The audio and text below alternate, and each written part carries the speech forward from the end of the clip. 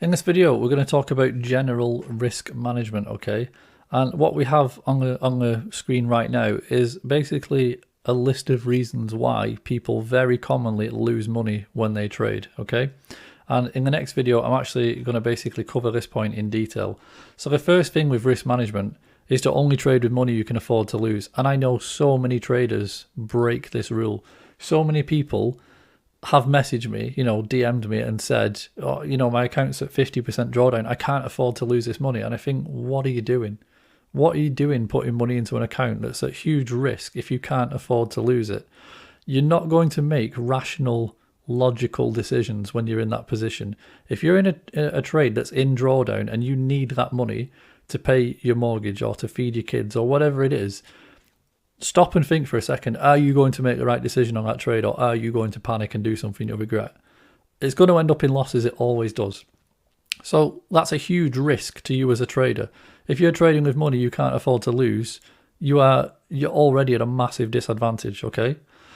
Then we're going to look at sort of practical reasons and even some technical reasons that you need to address why losses happen. This is all part of risk management. News events we know are the real drivers, okay? You have to be aware of them. You need to know when they're going to happen. You need to know how they're likely to behave. We've already covered this. This is a huge reason. People not knowing that a news event is about to happen, entering a trade and just instantly losing money, or underestimating how far the market is likely to go on a news event, okay? We've already covered this. I won't go over that too much more. Session changes. This is another big one. It's been mentioned. They can have the same effect as news. Also, I want you to remember the New York reversal. If London has been going up, New York will typically push it back down and vice versa.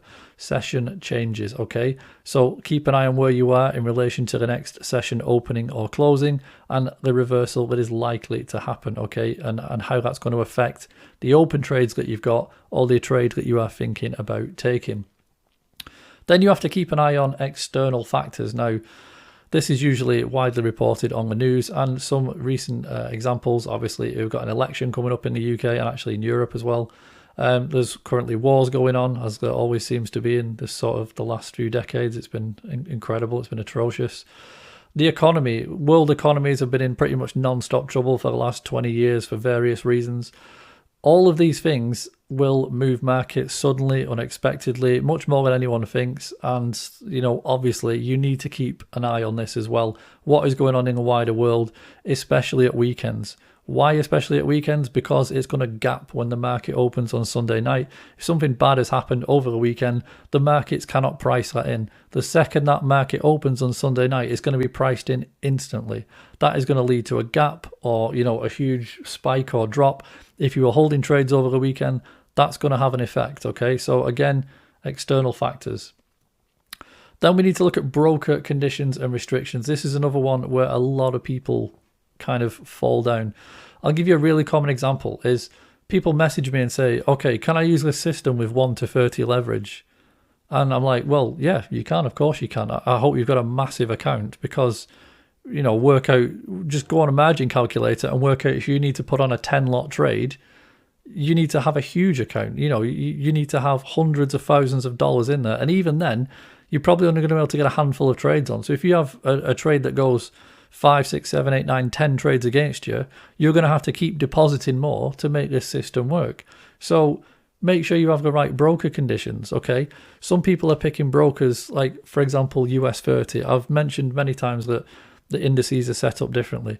People will just sign up with whoever their favorite broker is. They won't check the conditions at US 30. They'll start to trade it, find that actually they don't get 1 to 500 leverage, they only get 1 to 20. They have to pay huge fees to hold overnight. They need to pay dividend charges to the exchange. Also, they've got a high minimum lot size. Just everything is stacked against them. And they just go away and trade. It's just crazy. Check the conditions first. If you pick an instrument, have a look what it's going to cost you in swap. What's it going to cost you to hold overnight if you need to hold overnight? Yes, this is a day trading strategy, but there will be times when you think, you know what, I'm going to hold this one. Know what it's going to cost you. Make sure you know if you have consistent leverage or if you have this really annoying sliding scale leverage that some brokers have, where if you have a certain position size, you get 1 to 500. If you add a few more trades, it drops to 1 to 200. If you add a few more, it goes to 1 to 50. That is a broker trying to get you margin called. That is a broker trying to blow your account. There are loads of brokers out there that do sneaky stuff like this, okay? Make sure you understand whether or not your broker conditions are right for this strategy, or right for any strategy, to be honest. Be aware of restrictions, okay? Some brokers, for example, have a rule that 10 minutes before and after the New York close, no trades can be altered or opened or closed. If you are not aware of that, that will cause issues if you need to do that, okay? These are all the little things you need to know about your broker. Finally, and this is another big one, this is a huge risk to a lot of people, is their availability to trade or watch the charts, okay?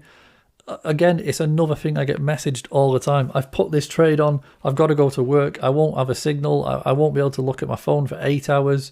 What should I do? Well, my answer is like, why did you put the trade on? If you knew you weren't available to trade, why did you put the trade on when you're going away for 8 hours?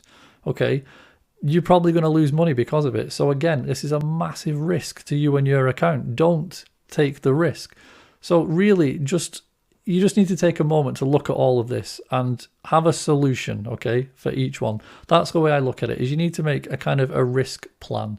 Identify the risk that you're facing based on your availability, based on the account you've got, the broker you're using, what's going on in the world, and also, you know, your sort of trade risk management, if you like, the news events or session changes.